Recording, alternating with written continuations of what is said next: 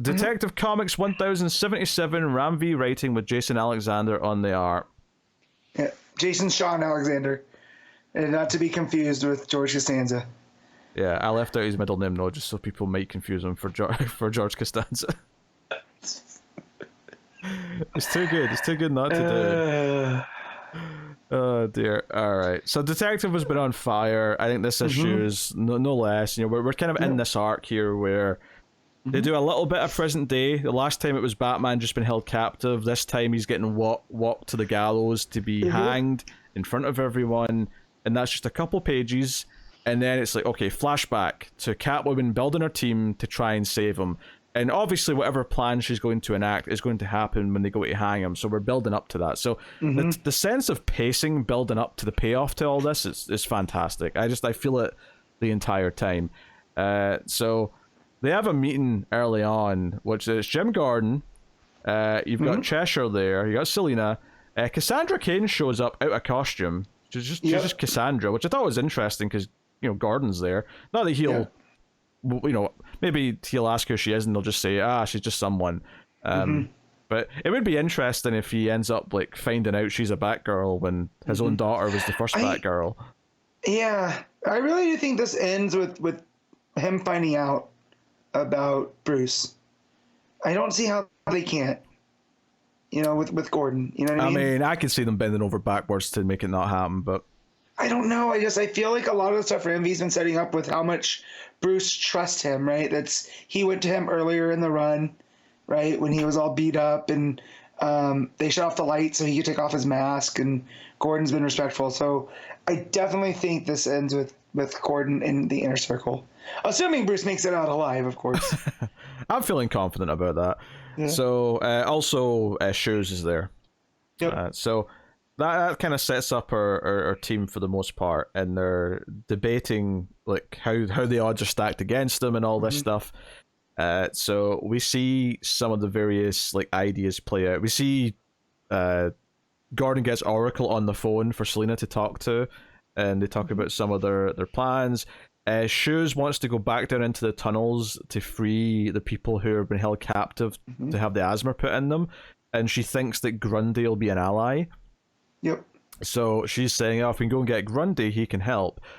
Which, you know, sounds... Because he's unaffected by the asthma, right? Like, it doesn't seem to be affecting him in the tunnels like it is the other people. No, not just that. I think it's just he hates them being there, so he was quite happy to beat up all the bad guys. He is kind of like the dark soul of Gotham, right? Kind of like when they play with Grundy that way. He was born in Slaughter Swamp, right? He's kind of eternal in that way, constantly reborn. So this is almost like Gotham fighting back. Yeah, I love the art in this. I love 100%. All this art where they're in shadows, like forming this plan. And because Selina's not in her outfit, right? She's just in like a black top and whatever. But it's, like because she's wearing black, and then there's so much black in the negative space. Like there's just an overall moodiness to everything here as they're forming their plans. Even Oracle's sitting in shadows, like listening to the plan and concocting. The big thing here though is she reveals that one of the team members she's like brought in is Mr. Freeze, and Mr. Freeze makes no allusions to the fact that he's only doing this because he wants something in those tunnels and he doesn't think he can get to it without help to get rid of all the bad guys. So he still sounds very evil as he's talking to them. Gordon's not very happy about it. In fact, one of my favorite panels of this whole book is Gordon yelling, "Are you effing crazy?" as Selina just kind of like folds her arms as if like, whatever. Yeah, because he looks quite monstrous too, right? Like the art there does a good job of making him look like a maniac, and then Selina countering that is completely like neutral. Like I've had worse ideas. His reaction is justified though. Let's be honest here. 100%. But the art definitely goes out of his way to make him look like, because a lot of the issue, he's also kind of in shadow, where they do that fun thing where he's all in shadow except for his mustache and glasses. Yeah, I think I mean, they do that with a lot of the characters, but I think they're especially playing with the idea that Gordon... He's not ashamed, per se, that's not the right word, but he's working with a bunch of people that are kind of more shades of grey than Batman is, and maybe he's a little outside of his comfort zone, but he wants to save Batman. In fact, my favorite thing, probably my favorite moment in this whole issue, is after this whole "you effing crazy" panel. It's the same page where Selena tries to justify why they should bring Freeze, and she says to Gordon that if this were reversed and you were the one being hanged in 3 days, don't you think Batman would break every goddamn rule that there is to save you? And Gordon doesn't say anything. He just, like, you know, that's one of the panels where he's just in silhouette with just the glasses and the mustache. And it's like, he would do whatever it took to save you. And it's almost like she's kind of guilting him into, like, you know, you have to do the same for him. And that means breaking some of your rules. It means working with people you don't like working with. It means doing whatever it takes.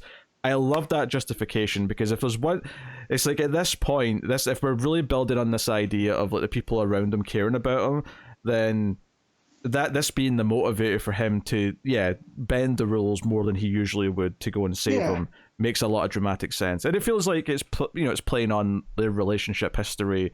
So it feels like it has a lot of weight behind it, and I felt the impact of that statement. It's definitely putting putting Gordon in that spot of a guy that can go between both worlds, right? Because he went to talk to Montoya in the last one, right? Yeah. And now he's teaming up with these otherwise, villains, except for Shoes and Cassie. I guess we can go Cass. Cassie's the Wonder Girl. I'm trying to keep them all straight.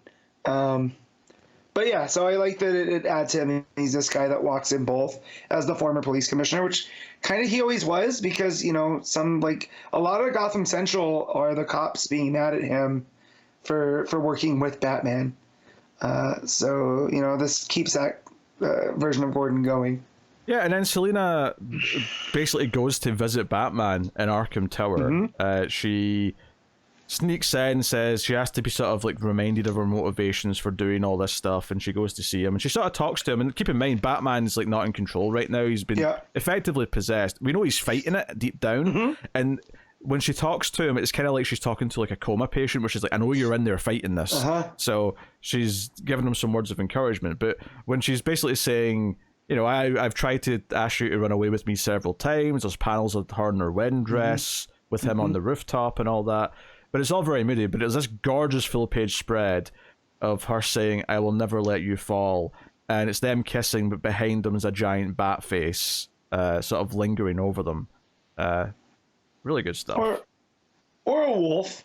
I feel like this is the wolf that's, in the Asmer that we keep seeing. Right? Yeah, that makes more sense. I'll be honest, when you do a close-up with this in comic art, a wolf's face and a bat's face look a lot alike to me. Yeah, I mean, I can see why you think it would be a bat, but the fact that it's the Asmer that's trying to consume him and his memories. I thought it represented the idea of the bat lingering over their romance, their entire lives together. Yeah, and we'll see. And I took this as the Asmer because Orgum told him the last time that the more you fight, the more it's going to take your most cherished memories. Right? This is the one that it's getting ready to consume. Now that you've said it's the wolf, and I'm looking at the nose, I'm like, the nose looks more wolf-like. But it just, I don't know. Do you know what it is? It's the way it arcs up at the sides makes me think it's going out to bat wings. Like, see the way it arcs up, at the sides of the mouth? Yeah. Anyway. Sure. I mean, I get why you would think that, but, I was giving my interpretation of it was. But no, this whole section, because when she goes to him and he's in the chains, there's just the art here, it makes him look so grotesque. He's got like tendrils coming off the cape, and like the ears are extra long, and Batman's more pointy. And it's just, when she puts her hand on his face as that show of care, like she's talking to him, it's just, it all builds to that page with the Asmer demon. Yeah, and a nice detail here is that she's taken her glove off to do that. She's not, because the other hand's still got a glove on, but the hand she's touching his face with is just her bare hand. Yeah. And it feels very kind of intimate because of that. No, really good stuff. There's close-ups of her eyes at one point, which are gorgeous as well. Like, the art's just fired on all cylinders. The R's and... So they basically are like, okay, we have to hunt this Catwoman down because she's concocting something. But Prince Arzen's just kind of like, honestly, like, we'll just move him. We don't want to look bad in front of the city right now, and whatever they're planning, like, they'll have to do it when the moment comes. They can't do it before then, and then we can make them look like the bad guys. So, and I think this is going to come back to bite them, but I think there's an arrogance here of like, they can't hurt us. And obviously we're all rubbing our hands together going, no, they're going to win somehow, some way. It's his phrase of she's only a cat burglar. And it's like, oh no, Selena's way more than that, you know? Yeah. So all great stuff. The final scene is Selena going for a new team member, and she walks past someone on fire, and she looks like she's very smug about this. And sure enough, it's Azrael, which was obviously set up in the backup to the last issue. And she's like, hey, I'm missing something on my team. A big armored archangel with a flaming sword. And I'm like, okay, well, aren't you in luck, Selena? Because here's Azrael. So I do think it's interesting that Ramvi's going with, because it would be very easy to tell this story and have it be a story where it's Dick, Tim, Jason, Babs, and I know Babs is kind of involved, and obviously Cass is kind of involved, but there's kind of this attempt here to go with a very different set of characters. It's all more shades of grey characters that Selena's putting together, and I think there's something interesting about that choice, that it's all the less goody two-shoes characters coming together to be the one to save Batman is kind of a poignant kind of like, hey, it's the darker side of Gotham that came and saved you. It wasn't the bright side that you built. It was... Right. It's interesting. It's kind of got the Gotham that was, you know? So, but it's also like to involve the boys in all of this too. It's almost, she's trying to keep their hands clean, right? Keep them off of the Orgrim's radar too. Yeah. So it would surprise me if we see them by the end of the arc, though, if they all jump in to help with something. But certainly this planned and the team she's building are not with them. So yeah. Let me just say, when we turn that page and she's going down the alley and there's blood on the ground, and then a guy comes around the corner on fire yelling a demon, I laugh so hard. There's a sense of timing with Ram V where he has this very dark sense of humor. Yeah. And I feel like Alexander's the perfect match for this. But yeah, it's so moody. It's so, the art is so atmospheric, and it goes really well with the story that's been told here, which is the sort of dark psyche type story. I think this run started strong, but the last arc where Batman was getting taken over, and now this arc where he is taken over, and the others are building a team to save him, I think this run's just been fired in all cylinders. It's just nailing this mood and vibe of Gotham in a way that, like, you know, I'm missing from the main Batman book right now, certainly. So, really, really good stuff. And it feels like he put all these pieces in the first part, right? And now that it's coming to fruition, and I still feel we don't know what his end game is. It feels like a run. It feels like he's not just writing an arc and then a new arc, which would be fine. Like some writers do that, and it's perfectly fine to just do a 6-issue story and then have a new 6-issue story. But this is clearly a tapestry of like, okay, I've got all these pieces to a larger thing that I'm building the entire time, which often can be the most fulfilling thing when it's pulled off, and right now it feels like he's nailing it. And I appreciate as well, just to move on to the backup here, that both the last issue and this issue, the backups have complemented the main story by just fleshing out one of the details that was in here. In this case, it's when Shoes seemingly first got out of the tunnels with Grundy, she went to Cheshire for help, and it basically just kind of explores that she's never really asked her for help before, and Cheshire's feeling all weird about, kind of like, you know, she abandoned her daughter, so they've got this strained relationship, and Grundy's just this awkward third party sitting there trying to, you know, not get involved. But Cheshire's talking about how she's still this vicious killer, but she showed sympathy for a child, like, after her daughter was born, and that made her want to, like, just stay away from her, because she's like, oh, she's made me weak. She's made me compassionate, and I can't have that. But she asked for help to go deal with all these kidnapped people and stuff, and Cheshire says yes, to which, you know, Shoes hugs her, and I love that panel actually, because the art here isn't like I think Casper Wingard's art, who does the art for this, it's Dan Waters writing this back up as well, for the record. Like, it's not necessarily completely to my taste. I think it's a very pleasant art style. It's very consistent. But I do think this, like, negative panel at the top, where they're just standing in the white negative space where she's hugging him, or where she's hugging her, sorry.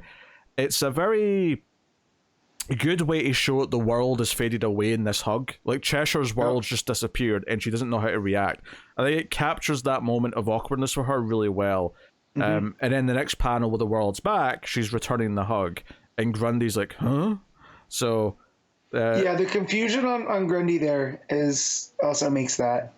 Because that, like you said, you got Shoes on her tippy toes, hugging Cheshire, and Cheshire looks almost confused, right? Like she's shocked. And then when it goes to the middle panel, she's leaned in, and Grundy's looking confused. Like there's a lot that's being said without a lot of dialogue there. Yeah, I think the layouts in this backup are very well done in how they convey the story. And it does tell a full story, or at least gives you a good character study of these two that have been separated. And she even brings up her dad at one point and how she ditched him and whatnot. Yeah, I care way more about Shoes than I do about Leon Harper, right? And I know they're the same character, right? It's just the way that I was going to say, you're confusing me, Matt. What are you talking about? But right. So Leon Harper, I get what you're saying now that you've said that, but go on. Yeah. Leon Harper and Green Arrow, right? There's this whole timey-wimey, Ollie's looking for her, blah, blah, they're tied to jumping around. And, like, that's all fine. But here, with the way that Dan Waters and Ram V have written her about, I don't want to leave Gotham because Gotham's where I was abandoned. I'm not going to do to Gotham what you did to me. Gotham's my home. And, that no matter what, you're still my mom. And you're toxic and you're a problem, but you deep down, you know what's right. And I think I can get you to do what's right. So that whole page, right, where the mug gets crushed as they're talking in front of Grundy. And when Cheshire grabs Shoes' mask, I was like, let's go help the ridiculous Spandex people. Yeah, so Grundy crushes the cup after Shoes says, F you, Mom. Yeah. Because there's a sweet moment here as well where Cheshire revealed that she actually did come to Gotham to see how she was doing, but never told her. She just sort of watched her from the shadows and actually saw two muggers coming after her and brutally killed them. Now, obviously, Shoes is a good character and probably it doesn't like the fact that she killed them for her, but it's sweet in its own twisted way, Yeah. Well, and this goes a long way too, and I like Gail Simone a lot, right? But when she was writing Secret Six, there was this whole subplot of Cheshire was being blackmailed onto the Secret Six by someone threatening Leanne. And then at the point where it would seem like her and Catman had hooked up, she thought she was pregnant with another kid. She was like, oh, well, I have another one. I don't need that one, right? And it was almost one of these things where she was now free because they didn't have leverage on her. Oh, I have another kid. And here I do like that Dan Waters plays on that maternal instinct, not even instinct, that maternal aspect of Cheshire, that she is this brutal killer who kills with poison and whatnot, but that's still her daughter. And she still wants to try to do what's best. And that really resonated. Well, not knowingly, though. I think that's the point, is that she keeps trying to convince herself she doesn't want to be a mother, that she's avoiding all these things, and it's not until she's sort of forced into it and she feels the warmth of the hug that she really overcomes with the feeling. So I don't think she knew she was going to make this choice. I think if you asked her beforehand, she wouldn't think she was going to. No, that's not what I mean, though. But it's playing off of that maternal, because she does go and check on her, right, with the muggers and stuff, So, but yeah, and also the coloring here with Wingard's art, like the soft pastels. Yeah, like you have the green and the blues and the purples. It could not be more different from the main story as far as the color palette goes. Yeah, no, it's a solid little backup that just fleshes out a couple of the characters that are in the main story, and I think this is a smarter way to use the backup, is to sort of just give a little bit more insight to something else that's going on. All right, Matt, what are you rating Detective Comics 1077? I'm going to give this an 8.5.